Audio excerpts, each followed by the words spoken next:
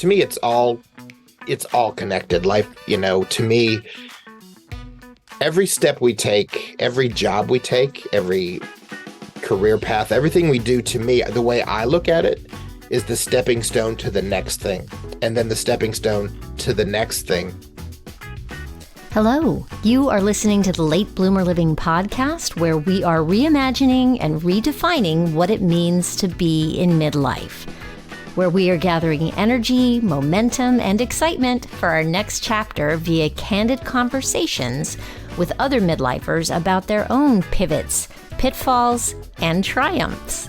I'm Yvonne Marchese, your host, and I'm so happy you're here. Adulting can be hard, but you don't have to go it alone. I created this podcast to give you inspiration and let you know you're not alone in feeling stuck in midlife. Both men and women are welcome here, but if you are a woman, I also invite you to join our Midlife Uprising community for women, where we're making waves and reimagining what it means to age. Being part of this community for women will remind you on a regular basis that you're not too old and it's never too late to do that thing you've been thinking about. You can find more information at latebloomerliving.com/community, and I hope to see you there. Hello, my friend. I have a question for you. When was the last time you danced? Are you someone who dances anytime you hear music? You can't help it? You just got to move and it doesn't matter where you are? Or are you someone who only dances in the privacy of your own home and only when you're alone? Dance is a great means of expression. It's a way to physicalize that which can't be expressed in words. It's a way to tap into joy. It's a way to stay healthy. But what if you're someone who has physical limitations? What if you're in a wheelchair? Does that mean you can't dance? My guest today would say absolutely not. In fact, he made a movie about it. After 10 years of working for major film studios, Dan Watt decided to go out on his own and focus on stories exploring the human experience, humanity, spirituality, and social issues. At the age of 57, he produced and directed his first film. It's titled Everybody Dance, and in it he followed 5 kids with different disabilities, their families, and their dance teacher for 10 months on their journey through life and towards their big dance recital. I got to see it, and let me tell you, I was so inspired by these kids, their families, and the incredible dance teacher. I admit it, I cried. I mean, really, is anyone surprised?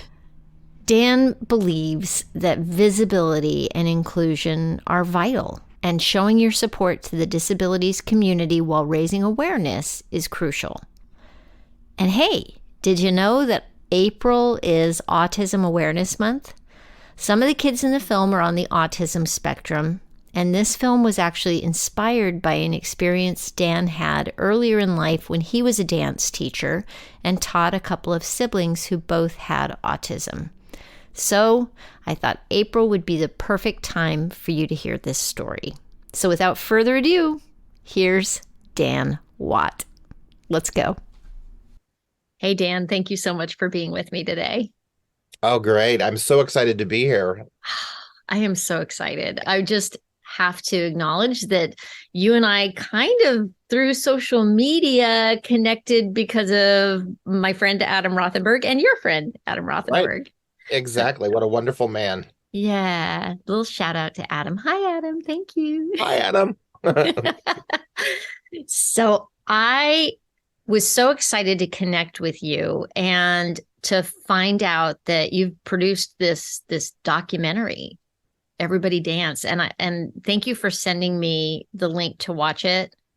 I was so moved by it. And I really am so curious about so many things. Gosh, I'm thinking where to start asking you questions. Before you produced this documentary, you used to work for major studios. You're based out of LA, right? Yeah, correct. You worked for Columbia? I worked 5 years for Columbia Pictures in their development department. And then I worked 5 years for Psycho, which was Simon Cowell's production company. He kind of poached me from Columbia Pictures. He wanted to start a scripted TV and film department also. And Oh, he brought me over when he was doing the One Direction documentary following the band. gotcha. Yeah. Gotcha. Wow. He then did actually close that chapter in his life after he had his son, because it was just, he likes to be 100% hands-on and involved, and just being so busy and in the UK most of the time with, British Got Talent and British X Factor, and then coming here to film AGT, he wanted to read the scripts or read the books and give Mm. notes, and he just realized he just didn't have enough time in the day. He just Yeah. couldn't do How it. could you? How Yeah, could so you? I left and he closed it then about a year later. Wow. Wow. Not because of me, I don't think, but So tell me what happened to have you make this changeover? How old were you when you made the changeover to opening your own production company? 57, I think. 57. 57, yeah. Yeah. Congratulations. Thank you to the chagrin of my mom and dad. Like, I'm sorry, you're leaving Sony medical and pension. I'm sorry, that old school thought. Yeah. Um, but as I reflected back, I used to come home from school and I would watch the Phil Donahue show every day. And my mom would be like, "Well, why aren't you like outside playing?" And I'm like, "Shh, Phil Donahue's on." So but I didn't realize I loved hearing true stories and I loved someone's journey. Mm. And that's what attracted me to that show. And then, after that, Oprah. Hmm. Um, so I came to a point where I felt that there were much more important stories that needed to be told. And I just thought I need to either do it now or don't. And so I jumped. I jumped. I didn't know what the documentary was going to be. I knew I wanted it to be about the arts. I knew I always was fascinated by, when you were young, did your mom and dad, make you take piano lessons or violin lessons or singing lessons or acting, but you didn't make a career out of it? So how did that help you in your everyday life? Was there anything Mm. of those disciplines? So that was my initial concept. But I didn't have my way in yet. So I was just pondering with it. And I I had a dream and it was vivid, and I usually don't have those. And I remembered because I used to also be a dance teacher and a choreographer and a dancer prior to that. So I've made many shifts in my life, career wise. So I thought about Fran and her two daughters. I had this dream about it, and they both had autism. And I thought, well, I haven't taught in like 17 years. That was interesting. Why did I dream about, Fran and her lovely daughters? So were Fran and were her daughters students of yours Right. then? They were students of mine like 17 years Okay. ago, and Fran was the Wow. mom. Uh-huh. And then about 2 weeks later, I had the dream again. And Ah. I thought, hmm, this is God poking me. He's going, here's your movie, asshole. I'm handing it to you.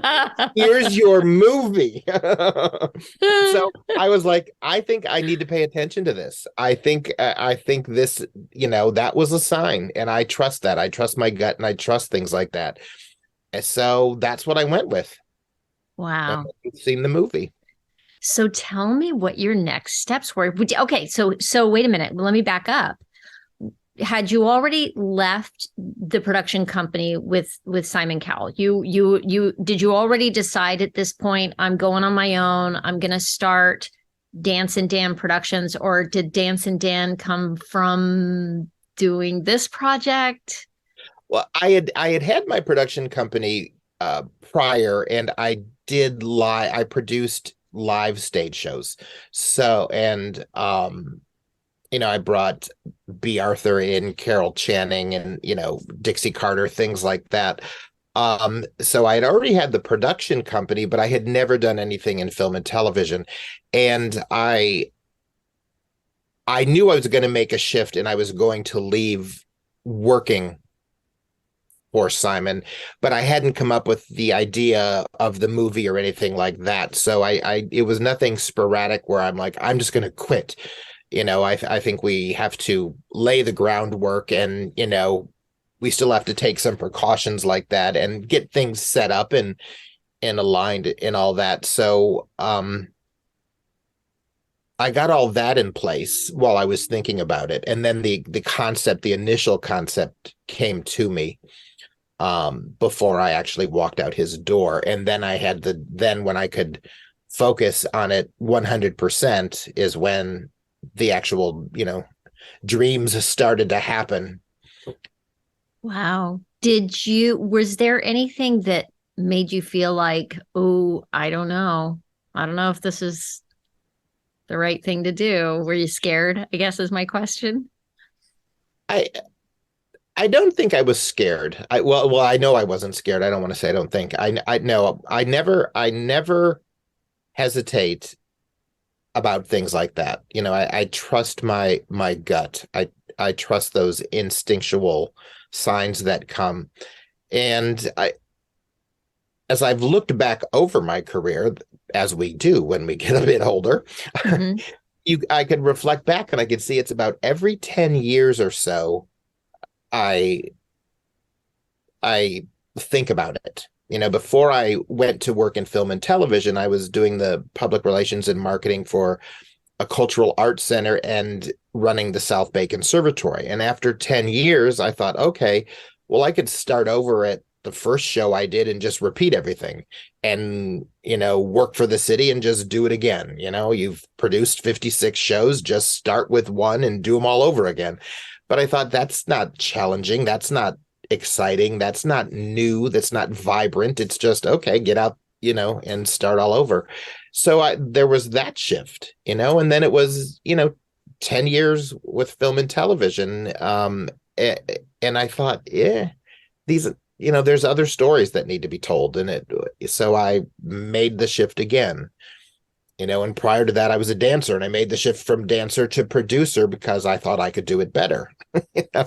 There you go. Yeah. So Yeah. I'm hearing like I feel like it's like if you were you're a pearl now. There was like a little piece of sand like in there in the shell going, there's something more here, Dan. There's something more here. Is that kind of what it felt like for you before you made your shifts? Yeah. Yeah. I could feel that it was time to move on, that it was time to do something different, or the the job I was working at was changing, their policies or their procedures, and it didn't fit right with me.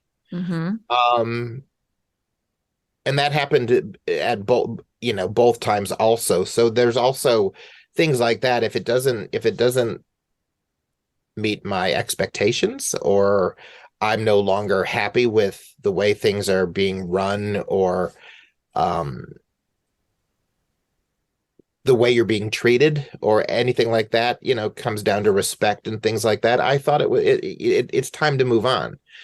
Um, and then I have this ritual that I do every time when I pull out the CD to Wicked, a change is coming because I play Defying Gravity on repeat I love that. 24 hours a day, 10 days a week. I mean 10 days a week. Yeah, and I just play it over and over and over because the lyrics say, defying gravity and take the leap and all that stuff. And that just gets um embedded in my brain over and over. So I guess we can thank Indina Menzel and the writers of the song for Uh-huh. It's amazing but what music does, right? It's yeah, amazing. the arts, it is. And if people would, it's a shame that, I mean, there's so many of us that do see that and appreciate it, but how the arts can and affect your life in a positive way. Yeah. Hey, we're going to take a quick break here because I want to tell you about something near and dear to my heart. This episode is brought to you by Groundwork Brigade. If you're thinking about starting a side hustle, or maybe you're already running a new business and feeling a little lost in the weeds or lonely, I'm so excited to be able to share with you some information about the business mastermind group I've been a part of for some time now. Groundwork Brigade is a community where you can develop a systematic plan for your business and find support to help you work the plan. You'll get great information, help, and feedback to support you. What I love about this group, among many things, is that I get to bring the questions that I have on any part of my business where I feel stuck or stopped. And, by the way, most of the other people in the group are also midlife business owners who have pivoted recently from corporate careers or other life experiences. And let's face it, there's a lot to learn about running your business, even if you've had a successful corporate career previously. There's something really great about being with other people who are going through the same struggles you are. And I'm so excited to be able to share this opportunity with you.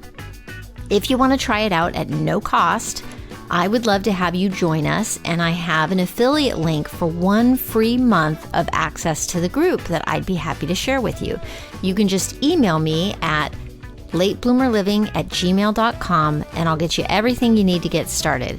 That includes 8 opportunities during the month to join in and really see what the experience is like. Hey, if you're driving, don't worry. I'll also have information for you in the show notes, and I'll remind you at the end of the episode. Now back to our conversation. What did you find for yourself, having started off as a dancer and a dance instructor and seeing kids go through the process?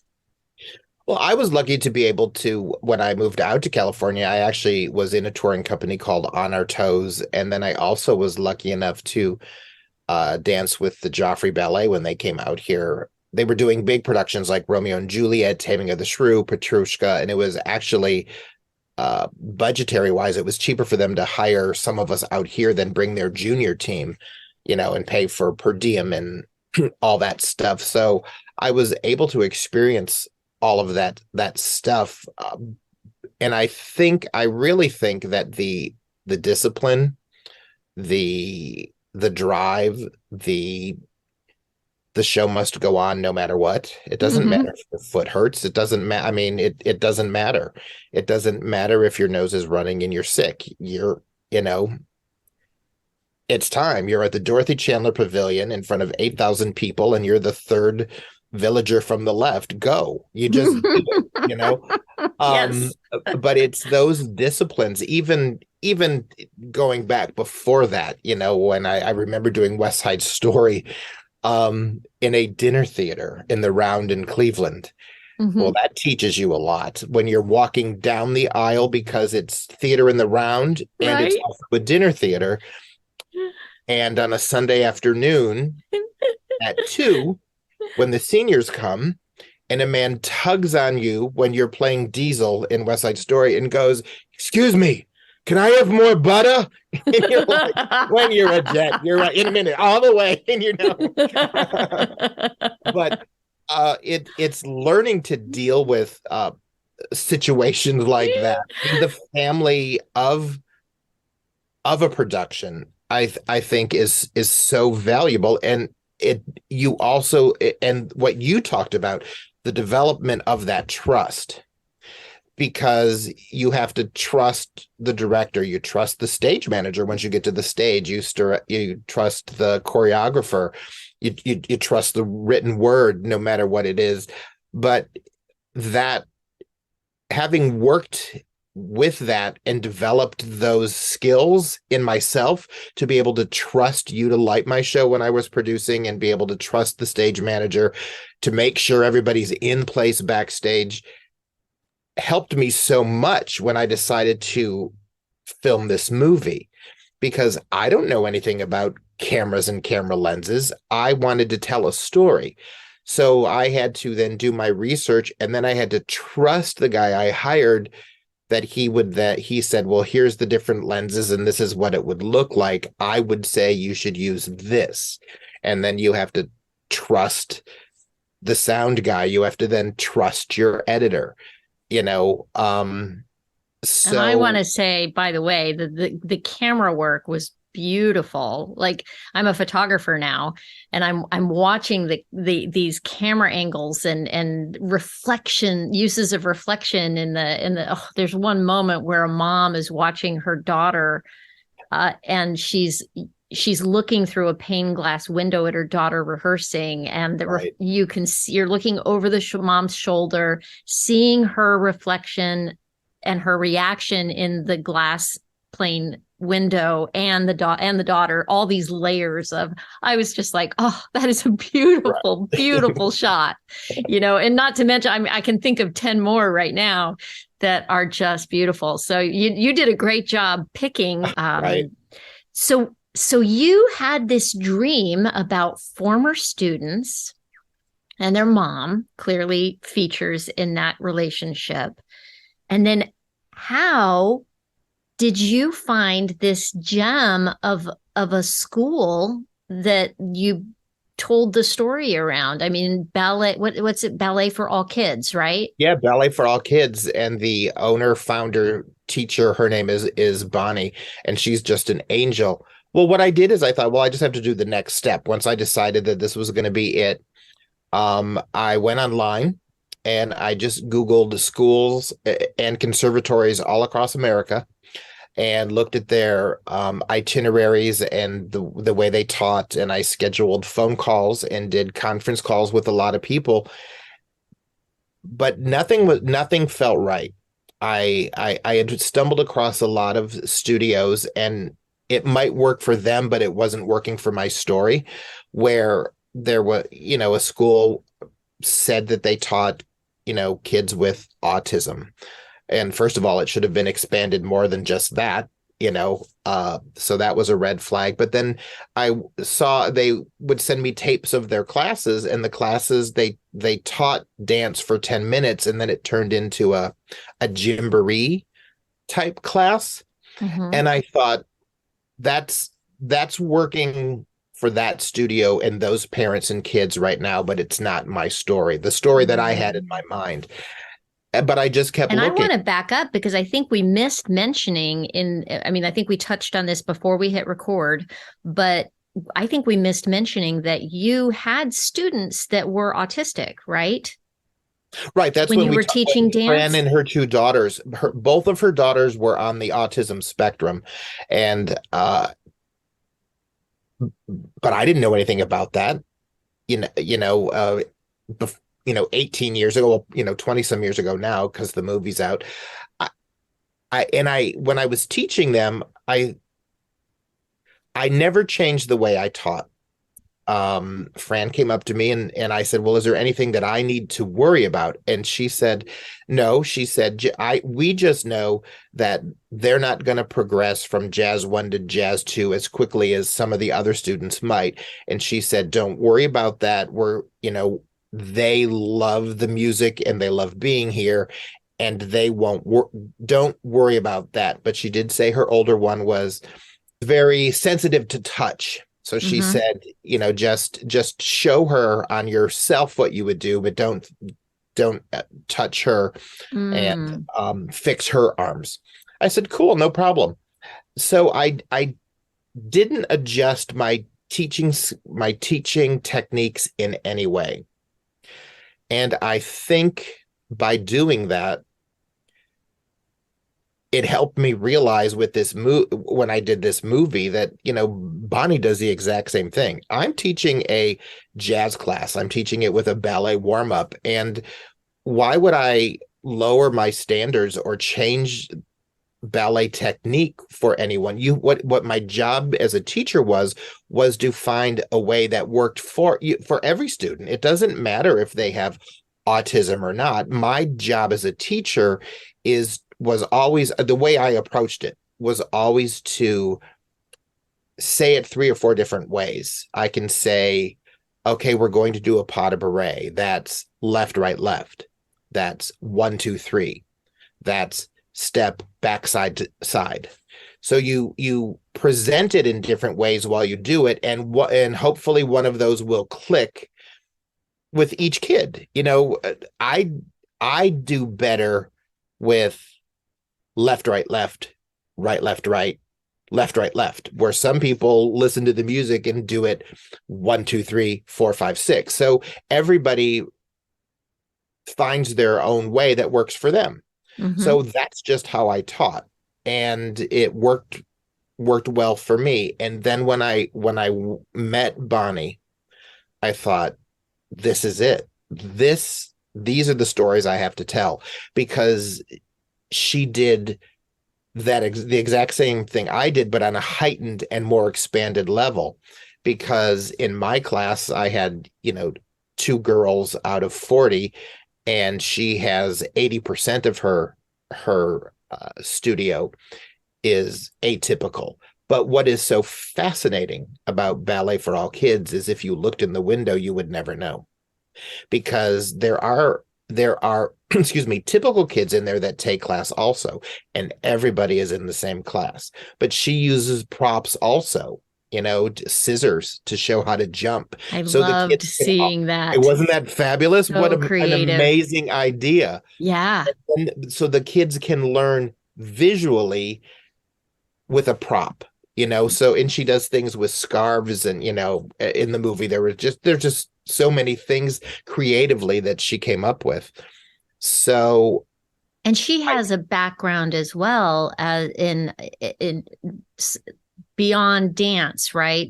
She's trained to work with kids. She understands the autism spectrum, right? Right, well, right. She has a degree in psychology along with her. She studied dance all her life, and she combined the two. So, just have kids there who have autism and Down syndrome and cerebral palsy, and the one girl in the movie, Sarah, where they don't know. I mean, why? What is, the older girl who finally walked Mm-hmm. in the movie? She was 19. But, and like Wow. she says, for some reason, the the messages from her brain don't hit the bottom part of her leg from her knee down. The message doesn't get transmitted, so her legs just wouldn't move that well. Well, then she started walking, right, you know bitty steps right before we started filming. So to be able to, you know tell that story, and how dance helped her, the Yeah. discipline of dance, and uh and going constantly and never giving up, and working at it again, and like she said, also loving and enjoying it. Look how it changed her life, Yeah. you know Which has me wondering too, going back in time to Fran and Bonnie. No, Fran and her daughters. her two daughters, yeah. Her two daughters. You're here. You are, or were, 18 years later, dreaming about them. What kind of progress did you see happen with those girls while they were in your class, and how did that impact you? I can I, there was a moment where in when the girls got so good in jazz one that they knew my warm up. And what I did in my classes, I always had an assistant that was in the front row with me in case I had to go change the music when it was time to change the song, and then I would explain the next thing, or if I had to make a correction. And I moved her two daughters to the front row because they were ready Wow. to help. They were at the level where they could assist me, and the newer kids could watch them do it. And when I moved them to the front row, the older one started to cry. Well, it scared the bejeebies out of me. So I ran Uh-huh. out and talked to Fran, and she goes, "No, don't worry about it." She said, "You just made her day. She now has accomplished enough and is in the front row, which was her goal." So to experience, so then of course I start crying. Then I have to go back in and teach, and then I'm like, "Wait, why is she looking at me? Why are you crying?" I'm not you crying, know, you're crying. yeah, exactly.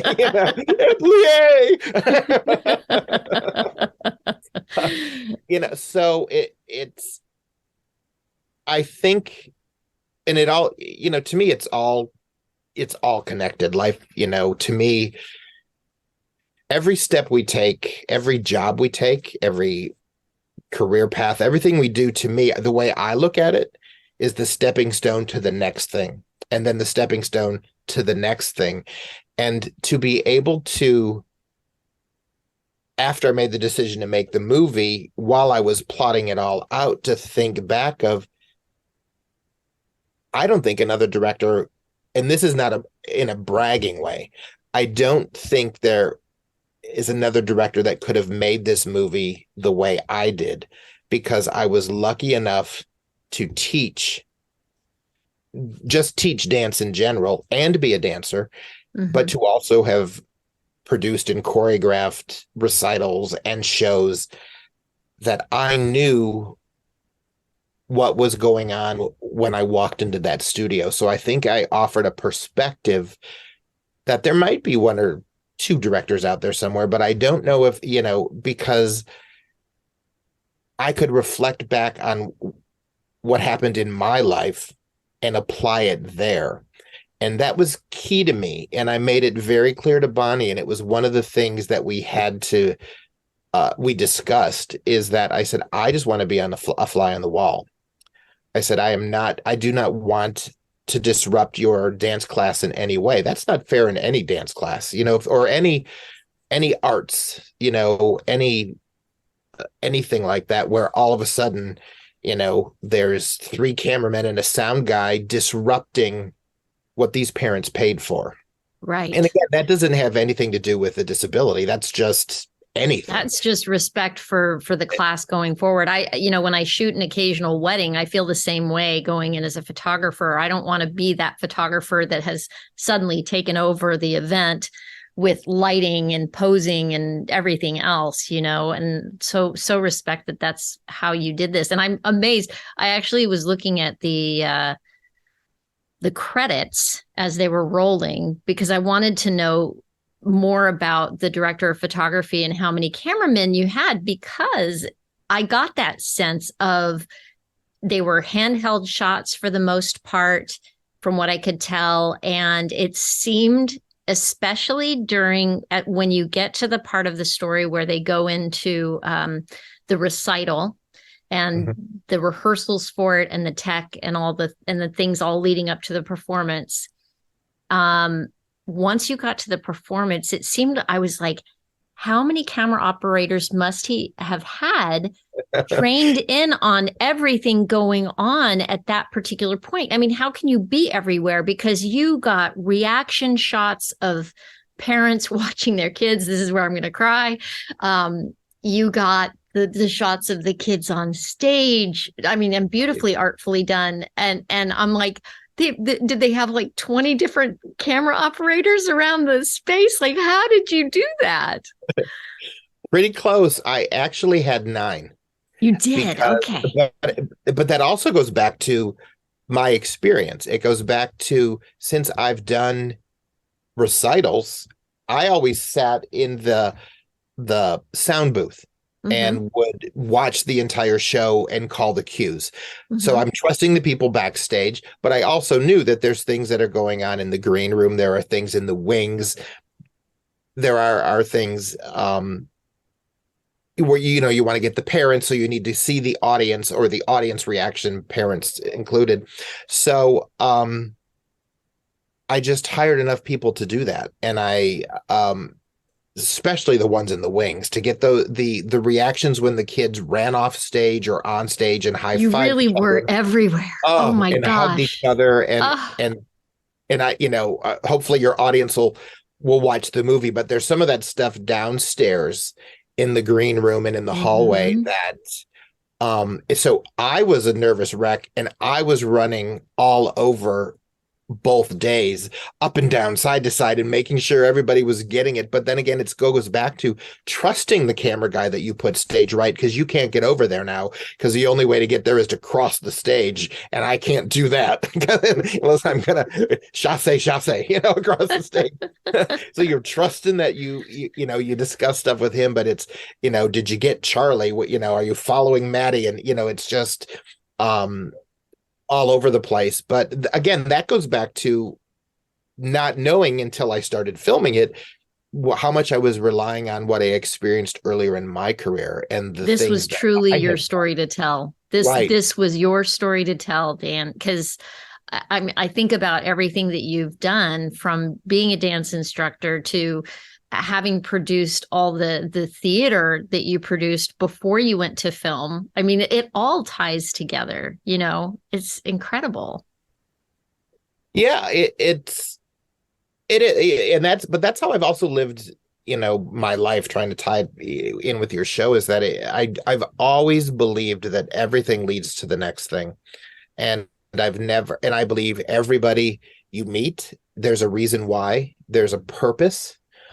You might not understand it now. I met the Kelly Clarkson loved the movie. So she had us on her show as a guest. I did not know who was going to be on the show. They wouldn't tell me with us. Well, then they brought in Misty Copeland, who is Wow. from ABT. Well, I've known Misty since she was 15, but she's not gonna, wouldn't, I knew she wouldn't remember me because she used to perform at the Cultural Arts Center here where I did the public relations and marketing when she was 15 in recitals with the dance company out here. So I won't go into too many details. So I'm sitting next, she just happened to be in the makeup chair next to me. And I said, "You're not going to remember me, but from when you performed in Torrance in, I think it was called Red Fire or something like that." And she looked at me and we discussed something. Well, I'll tell you, I actually bought her some point shoes because her family didn't have any money Wow. and to continue to cover all her expenses. So I actually bought her some point shoes and took them backstage and left them in her dressing room, and she signed one of her old pair. So here we are, I don't know, 35 years later, meeting in the makeup room of the Kelly Clarkson show, and she's like, "That was you?" And I'm like, "Yeah." So we're crying. The makeup people are pissed. And, so they're like, "Wait a minute. You go on for Stop 10 crying. minutes. There's no crying in Stop." baseball. Don't put on your makeup. It, and you just think that, see how the dots in your life connect, Uh, because her and I are now friends. She started a production company, and I just introduced her to another friend of mine, Jen, who was the first um, Black woman hired to be a Radio City Music Hall Rockette. So I connected wow. her with her and her production company. But again, it's just I just got like-minded the people. chills. Yeah, and Oh, and I just knew that their personalities had to meet, yeah. So I just always believe that there's energy and a connection that and I felt that connection with Bonnie after we talked, Bonnie, who owns the studio. And I knew that we were like-minded, and that I would tell her story, right? And when her and the parents finally trusted me, um, here we are. I could talk to you forever, I Dan. I have know. so many questions about how you pulled this off. It's beautifully done. And so I think my next question and maybe my last question is what did you learn about yourself in the process of taking this leap and making it all happen?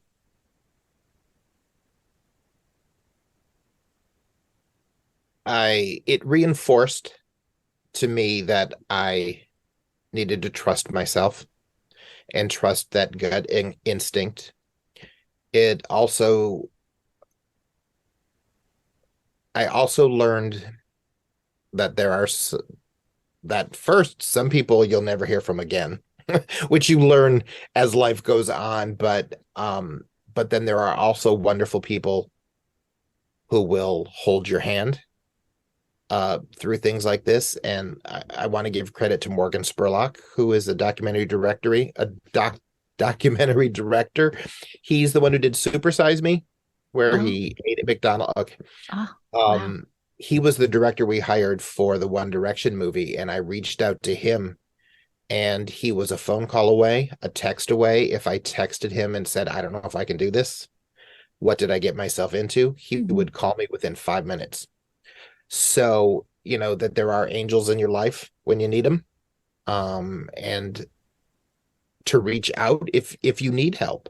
If there's something you're struggling with in any part of your life, you'll find you can find somebody to talk to, and that to have the courage to do that.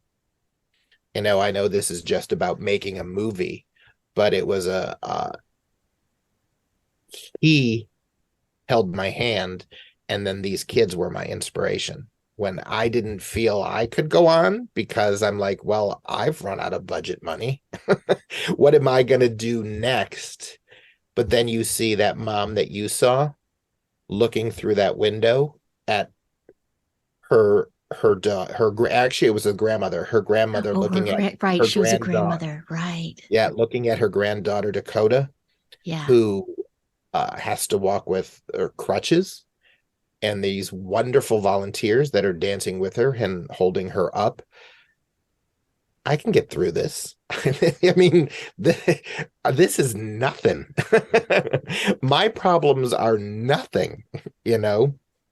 So I've learned that, to trust and to look and ask for help if you need it. Mm, amen to that. That is something that I Yeah. have learned later in life as well. Yeah. I will just say that's amazing. I am so happy to have met you and definitely want to stay in touch with you. Oh, for sure. And how can people watch this wonderful movie? Where do they go to find everybody dance? It's Oh, it was on PBS. I think it's off PBS now. They ran it for March because it was Awareness Month. So it might still be on PBS, but I think that might have ended. But it's on Amazon Prime. Hmm. It's on iTunes. It's on Apple TV. It's on Vimeo, and I think there's also a link on YouTube where you Fantastic. can rent it. Yeah. Yeah. Just type in Everybody Dance documentary, and there it is. And there you go. And you've got a new project you're working on, right? Is that still untitled? Yeah, yeah. Uh-huh. It's gonna be great. So I have to keep it under wraps. But I'm working with Daryl Roth, who is, a Tony winner and Big time Pulitzer producer, Prize. right? Yes, Yeah. yes. And for those in your audience who know anything about Broadway, she was the producer of Kinky Boots. She was the one who brought that to life. Wow. Um, but she's also just has the new one, the one about Pi, the movie. Oh yeah, the Yeah, the one with the tiger pie. A yeah, legend Life of Pi? Life of yeah. Pi. Life of Yeah. Pi. Yeah, Yeah. yeah. That just starts in previews this week, I think. Oh my So gosh. yeah, but Wow. to be able to work with someone of that caliber and her to have liked my idea, I was like, again, but all I did was call. You know what I mean? So if you don't make the call, they can't say yes or no. If you don't Right. make the call, take the step. And she said yes. That makes me so happy. Yeah. I just am delighted, and I want to stay in touch with you, and I'm gonna have links for people in the show notes to get to your website. And what else did I want to say? In fact, I'll just say it right now. So I'm going to have links for everybody to get to your website, which is danceanddanproductions.com, right? Yep. Yep. And is there a separate place for them to go to for the movie, or is that the best place to go to get information about the movie and where it might be currently streaming and things like that? Right. All the other links are on the main page there. Yeah. Awesome. That Or sounds just great. or just type it into your Google search, because then it'll pop up, on Amazon or iTunes or anything like that. Yeah. Perfect. And then if people want to keep up with you, you're also on Instagram, which is where you and I connected at Yeah. Dance and Dan W, Yep. correct? Yep. Awesome. Okay, so I'll have that stuff in the show notes if anybody's driving, don't worry about it. And thank you from the bottom of my heart. Thank you. Thank you. Yeah. Well, there you have it. One of the things I can't stop thinking about after speaking with Dan is that he paid attention to his dream with Fran and her daughters. Maybe it didn't occur to him the first time he had the dream, but when they visited his dreams again, he recognized that there was something significant for him in their story. It makes me wonder if I'm paying attention to my dreams enough. What are they trying to tell me? I think we all need to be paying more attention to our dreams. And if you're one of those people who doesn't remember your dreams after you wake up, don't fret. Pay attention to your daydreams. Here's the hitch. Do you ever allow yourself to daydream? I think it's essential to our growth to give ourselves time and space for daydreams. I really do believe that we all have inner wisdom pointing us in the right direction if we only take the time to listen. If you are in need of some inspiration, I highly recommend that you watch Everybody Dance. It's so uplifting and beautifully done. I recommend it as an antidote to all the things you're seeing on the news and on social media. You can rent it on Amazon, and it's available to stream on Apple and Google Play. I'll be sure to include a link in the show notes to the trailer and to Dan's website, where you can get all the information along with information about Autism Awareness Month. I'll have that for you, and the dance school featured in the film. You can just go to latebloomerliving.com/podcast and look for episode 139. Oh, and remember, if you want that link for a free month of Groundwork Brigade, you can just email me at latebloomerliving@gmail.com, and I'll have information for you in the show notes as well. Thank you so much for listening. I hope you have a fantastic week. Stay safe and well. Talk soon.